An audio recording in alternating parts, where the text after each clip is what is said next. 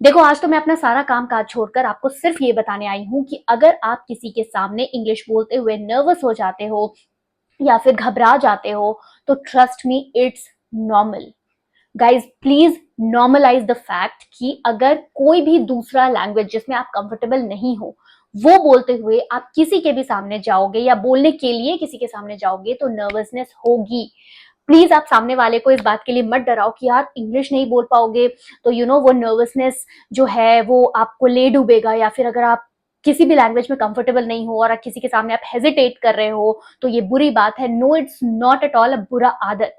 I was also nervous, but ये nervousness को किस तरह से कॉन्फिडेंस में बदलना है ये मैं आपको बताऊं। देखो, अभी तो हम इंग्लिश की बात कर रहे हैं, लेकिन when it comes to speaking any other language in which we are not comfortable in, suppose कि मुझे जापानीज नहीं आती और मैं जापानीज सीख रही हूँ, ठीक है, बट स्टिल मेरे पास कोई एक ऐसा पर्सन आता है, एक जापानीज आता है, एक पर्सन आता है जिसे जापानीज आती है, ठीक है, उसके सामने ऑब्वियसली अगर मैं उसी की भाषा बोलूंगी तो मैं नर्वस हो जाऊंगी। I will give you a real life example. अब मैंने बंगाल में 15 साल पढ़ाई की है and I know to read Bengali and to speak Bengali. समझ भी जाती हूँ, समझ तो कंप्लीटली जाती हूँ, but when it comes to fluency मेरे अंदर वो फ्लुएंसी नहीं है, बिकॉज काफी टाइम भी हो गया है कि बंगाल से मेरा टच छूट गया है, बट थोड़ा बहुत I can speak. Now the point is, मैं किसी बंगाली के सामने अगर बंगाली बोलने जाऊंगी तो वहां पर मुझे भी नर्वसनेस होगी। Same goes with English language. अगर आपके सामने कोई ऐसा इंसान है जिसे इंग्लिश आती है और आप उसके सामने इंग्लिश बोलोगे तो वो नर्वसनेस होगी। लेकिन अगर आपके पास कोई ऐसा इंसान है जो आपको डरा रहा है सिर्फ इस बात की वजह से कि यार आप इंग्लिश नहीं बोल पाते तो नर्वस होना it's not natural, please move on with this fact and please don't square people for this, right. अब बात यह है कि देखो, नर्वसनेस होने से एक लैक ऑफ कॉन्फिडेंस तो आ ही जाता है, लेकिन how I build that confidence, because मैंने भी जब इंग्लिश सीखी थी, इंग्लिश बोलना सीखा था, तो ऑल्दो आई वॉज फ्लुएंट, लेकिन जब भी मैं किसी एक ऐसे स्पीकर के सामने जाती थी जो इंग्लिश बहुत अच्छी बोलता था तो मुझे ऐसा लगता था कि यार कहीं वो मुझे जज ना करे। सबसे पहली बात तो किसी के पास इतना टाइम नहीं है कि वो बैठ के आपके बारे में बात करे या फिर आपको जज करे। अगर वो पर्सन जो आपको जज कर रहा है या आपके बारे में कुछ बातें बोल रहा है, दैट मीन्स वो पर्सन बहुत वेला है और उसके पास बहुत फालतू का टाइम है, राइट। सो नॉर्मल लोगों के पास इतना टाइम नहीं होता इस बात पे चर्चा करने का कि मेरे सामने कोई आके नर्वस हो गया या उसने गलत इंग्लिश बोल दी। फिर मैंने काफी टाइम प्रैक्टिस करने के बाद कुछ चीजें नोटिस की जो मुझे हेल्प कर रही थी not to get nervous and convert that nervousness into confidence. तो वो चीजें मैं आपके साथ आज शेयर करूंगी, ठीक है। सबसे पहले तो ये समझ लो कि अपनी गलतियों को, अपने नर्वसनेस को, अपने हेजिटेशन को एक्सेप्ट करने में कुछ नहीं जाता। अगर आप किसी के सामने जाके ये बोल दोगे ना कि यार मुझे इंग्लिश नहीं आती, I am still learning this language, trust me, that person will actually motivate you, will actually feel for you कि ये बंदा इतना ऑनेस्ट है कि इसने आके मुझसे ये बात बता दी। आई स्टार्टेड विद दैट, ठीक है। मेरे अंदर वो फ्लुएंसी नहीं थी या मेरे अंदर वो कॉन्फिडेंस नहीं था, तो मैं पहले ही उस बात को एक्सेप्ट कर लेती थी कि यार मुझे ना नर्वसनेस हो रही है, मेरे अंदर ना वो फ्लुएंसी नहीं है। तो इससे क्या होता था, सामने वाले का वो जो जजमेंट फैक्टर था वो नहीं होता था और वो मुझे और हेल्प करता था, मोटिवेट करता था आगे बढ़ने में या उस लैंग्वेज को सिखाने में, ठीक है। तो मैं आज आपके लिए कुछ फ्रेजेस लेकर आई हूं। ये फ्रेजेस मैं आपको इसलिए सिखाऊंगी ताकि अगर अगली बार आप किसी ऐसे पर्सन के सामने इंग्लिश बोलने जा रहे हो जिसके सामने आपको नर्वसनेस होती है, सपोज आपका बॉस है, आपका मैनेजर है जो बहुत अच्छी इंग्लिश बोलता है, कोई क्लाइंट है, उसके सामने अगर आप ये फ्रेजेस यूज करोगे तो you will not feel nervous and also you will get that confidence कि यार मैंने इसके सामने तो एक्सेप्ट कर ली है इस बात को कि मुझे नर्वसनेस है या मेरे अंदर वो फ्लुएंसी नहीं है, मेरे अंदर हेजिटेशन नहीं है। So you will go fully prepared, ठीक है। तो चलो let's start with the phrases. सबसे पहला फ्रेज है I am feeling a bit nervous, मुझे थोड़ी सी घबराहट हो रही है। This is the simplest phrase that you can use, ठीक है। किसी के भी सामने आप ये सिंपल फ्रेज यूज कर सकते हो ताकि उसे पता चले कि यार ये बंदा ऑलरेडी नर्वस है, तो मैं इसे और ज्यादा नर्वस ना करूं थ्रू माई लुक्स और थ्रू माई वर्ड्स, तो वो आपको थोड़ा सा मोटिवेट कर देगा। और दोस्तों, कई बार ऐसा होता है ना कि आप किसी के सामने जाते हो, जैसे ये मेरे साथ बहुत होता था कि अगर मेरा कोई मैनेजर होता था या डायरेक्टर होता था, उसके सामने जब मैं इंग्लिश बोलने जाती थी या मैं कोई प्रेजेंटेशन लेकर जाती थी तो मेरे पेट में अजीब सी वो घबराहट, वो गुदगुदी होने लगती थी। आई डोंट नो कितने सारे लोग ऐसा फील करते होंगे, बट मेरे साथ ये चीज होती थी। At that time I use to use this phrase, I am having butterflies in my stomach. ये एक तरीका है इंग्लिश में ये बोलने का कि वो पेट में जो गुड़गुड़ होती है ना, वो घबराहट की वजह से, उस हिंदी वाले सेंटेंसेस को बोलने का ये तरीका है इंग्लिश में, that I am having butterflies in my stomach. तो आप बता सकते हो, वो एक एक्सट्रीम तरीका है ये बताने का कि मुझे बहुत ज्यादा घबराहट हो रही है। तो when you are in that position और दैट फेज कि आपको बहुत ज्यादा घबराहट हो रही है, तब आप इस फ्रेज का यूज कर सकते हो। अगला फ्रेज है आई एम लिटिल एंक्शियस, मैं थोड़ा सा चिंतित हूं। तो ये आप कह सकते हो जनरली भी कि इट डजंट मीन कि आप सिर्फ एक लैंग्वेज के बारे में बात कर रहे हो, बट अगर उस लैंग्वेज की वजह से आपको डर लग रहा है किसी के सामने जाने में, तो आप कह सकते हो कि मुझे थोड़ी सी घबराहट हो रही है। तो सिंपल एंड शॉर्ट तरीका है। अगर ये सारे फ्रेजेस, बड़े बड़े जो फ्रेजेस मैं आपको सिखाने वाली हूँ, वो आपके दिमाग में ना आए, तो आप इस सिंपल फ्रेज का यूज कर सकते हो, आई एम लिटिल एंक्शियस। अगला फ्रेज उन लोगों के सामने जरूर यूज करना जो आपको ना बहुत ज्यादा प्रेशर देते हैं। कई सारे लोग ऐसे होते हैं ना, हमारे बॉसेस और मैनेजर्स, जो आपको, जिसे आप देखते ही बहुत अंडर प्रेशर महसूस करते हो, तो उनके सामने आप ये फ्रेज यूज कर सकते हो, I am feeling a bit under pressure. ठीक है, तो इससे क्या होगा कि अगर वो आपको ऐसा लुक दे रहे हैं या अपनी अपनी प्रेजेंस से वो आपको ये फील करवा रहे हैं कि प्रेशर है, तो वो भी थोड़ा कम हो जाएगा। आप उनके सामने जाके कमिट कर दो। It's always good to be honest in front of others, that will actually help. ये जो अगला फ्रेज है, ये उन लोगों के लिए है जिनके पैर अपने आप कांपने लगते हैं किसी के भी सामने जाने से। ठीक है, तो ये अगेन मेरे साथ होता था जब मैं स्कूल में टीचिंग कर रही थी। तो मेरी जो प्रिंसिपल थी वो बहुत ज्यादा स्ट्रिक्ट थी, और जब भी मैं उनके केबिन के बाहर भी खड़ी रहती थी, मेरे पैर कांपने लगते थे। And it was not just because of English, but just because of a communication also. एक नॉर्मल सी कम्युनिकेशन है, नॉर्मल सा Q&A भी होता था। So I use to feel that nervousness and मेरे पैर कांपने लगते थे। तो अगर आप भी ऐसी सिचुएशन में हो जहां पे आपके पैर कांपने लगते हो, तो आप इस फ्रेज का यूज कर सकते हो, I am a bit shaky right now. मैं अभी थोड़ा सा शेक कर रही हूं, यानी कि डर के मारे कांप रही हूं। So this is also a phrase that you can use.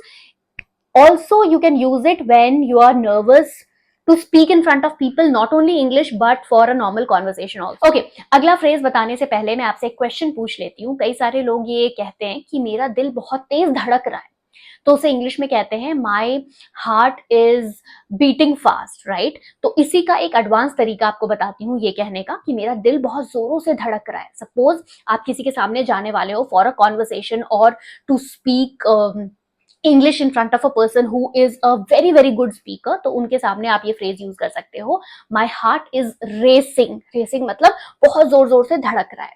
So you can use that phrase, and उससे इनको ये भी लगेगा कि आप एक इंग्लिश स्पीकिंग की जर्नी में हो, because you are using an advanced word, advance sentence. So that's also a good way. I am getting a call. कई बार ऐसा भी होता है कि जब हम किसी के सामने जाने वाले होते हैं, उससे पहले हम खुद को काम डाउन करते हैं कि कई बार इंग्लिश बोलते बोलते अगर मैंने गड़बड़ कर दी, तो वो एंग्शियसनेस, वो नर्वसनेस, वो कम्युनिकेशन का डर हमारे अंदर इतना होता है कि हम खुद को ही काम करने लगते हैं।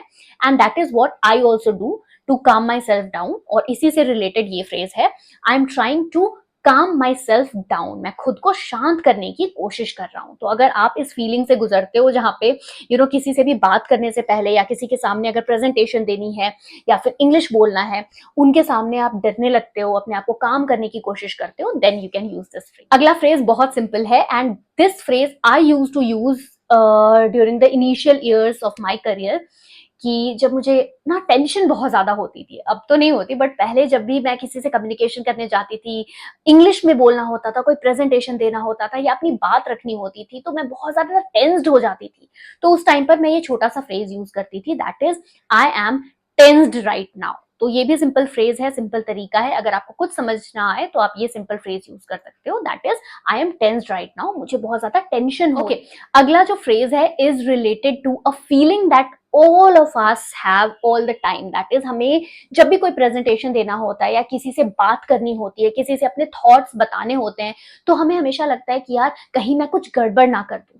या फिर अगर सिंपली कहें तो मुझे अगर लेट्स से कोई प्रेजेंटेशन इंग्लिश में देनी है या फिर इंग्लिश में मुझे किसी से कॉन्वर्सेशन करना है, किसी को अपने बारे में कुछ बताना है, कोई इंटरव्यू ही देना है, तो वहां पर भी हमारे दिमाग में होता है कि यार कहीं मैं कुछ गड़बड़ ना कर दूं।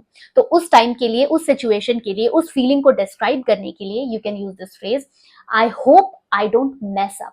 मैं उम्मीद करती हूँ कि मैं कोई गड़बड़ ना करूं। अगला फ्रेज है जो आपको तब काम आएगा जब आप किसी के सामने पहली बार जा रहे हो और उस बीच लेट्स से आप किसी के केबिन में जा रहे हो बात करने के लिए एंड उससे पहले आपके पास सिर्फ 5 मिनट का टाइम है टू गैदर योर थॉट्स। ठीक है, तो उस टाइम पर आप इस फ्रेज का यूज कर सकते हो, that is I need a moment to recollect my thoughts. मुझे एक मोमेंट चाहिए, थोड़ा सा टाइम चाहिए अपने थॉट्स को गैदर करने का, रिकलेक्ट करने का, सो दैट मैं वहां पर जाकर जिससे भी बात करने जा रही हूँ उससे बात करते वक्त कोई भी गलती ना करूं, कोई भी गड़बड़ी ना करूं। तो इस फ्रेज का यूज आप तब कर सकते हैं। अगला जो फ्रेज मैं आपको बताने वाली हूं उसमें एक वर्ड है दैट इज ओवरवेल्म्ड। देखो, ओवरवेल्म्ड का मतलब होता है कोई भी इमोशन हो, हैप्पीनेस, सैडनेस, एक्साइटमेंट, कोई भी फीलिंग हो, उस फीलिंग का एक्सट्रीम वर्जन। ठीक है, लेट्स से अगर मैं हैप्पी भी हूं तो उस हैप्पीनेस का जो लेवल है वो बहुत ज्यादा एक्सट्रीम है।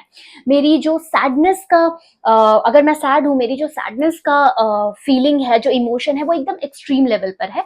तो किसी भी इमोशन के एक्सट्रीम लेवल को डिस्क्राइब करने के लिए हम ओवरवेल्म्ड वर्ड का यूज करते हैं। तो अगर आपको बताना हो कि मैं बहुत ज्यादा एक्सट्रीम लेवल पर घबराया हुआ हूं तो आप कह सकते हो I am a bit overwhelmed. ठीक है, तो ये भी एक तरीका है ये बताने का कि आप बहुत एक्सट्रीम लेवल पर जाकर घबराए हुए हो। And this can also create an impression in front of the other person कि अगर मैं किसी भी तरीके से, फॉर एग्जाम्पल अगर मेरे पास एक पर्सन आके कहता है कि Harshita you can speak English well but I am a bit overwhelmed in front of you, तो मेरे अंदर ये फीलिंग आएगी कि यार अगर ये मेरी वजह से ओवरवेल्म्ड है तो मैं इसे ऐसा फील ना कराऊं, मे बी मैं उस पर्सन को थोड़ा कंफर्टेबल कर दूंगी। तो ये फीलिंग सामने वाले को आएगी if you use the phrase और if you use any phrase that I have taught you in this. अगला फ्रेज है अपने स्ट्रेस को डिस्क्राइब करने के लिए कि अगर आप किसी के सामने बोलने जा रहे हो और आपको बहुत ज्यादा स्ट्रेस हो रहा है तो आप सिंपली कह सकते हो I am in a lot of stress, मैं बहुत ज्यादा स्ट्रेस में हूं।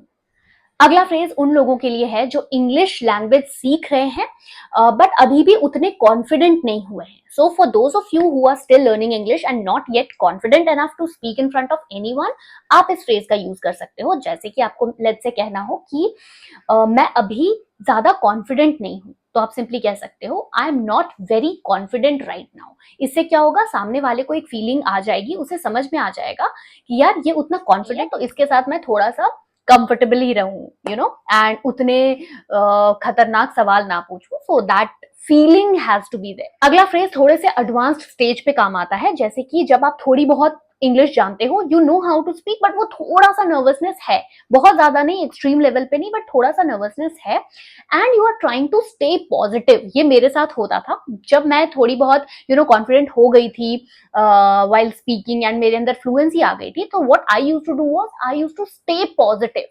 Either I used to eat a chocolate or maybe drink a lot of water जो मुझे स्ट्रेस फ्री करता है।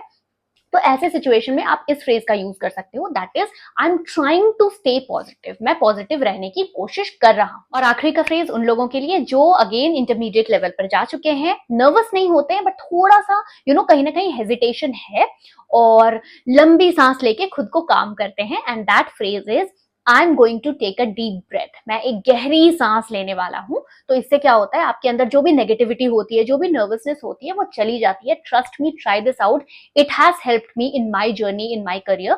तो अगर आप कभी भी नर्वस होते हो, एंशियस होते हो, just try to take a deep breath and calm yourself down, and ये सारे फ्रेजेस जो मैंने आपको सिखाए हैं ये डेफिनेटली काम आएंगे। इनमें से अगर आप 2-3 भी याद रख पाओ और किसी के भी सामने बोल पाओ तो trust me, that person will give you that confidence, that support and motivation to speak, to communicate in a better way. तो आई होप आपको ये वीडियो अच्छी लगी। अगर ये वीडियो अच्छी लगी तो अपने दोस्तों के साथ शेयर करो, उनके साथ शेयर करो, स्पेशली जो किसी के भी सामने बोलने में या अपने व्यूज को प्रेजेंट करने में घबराते हैं।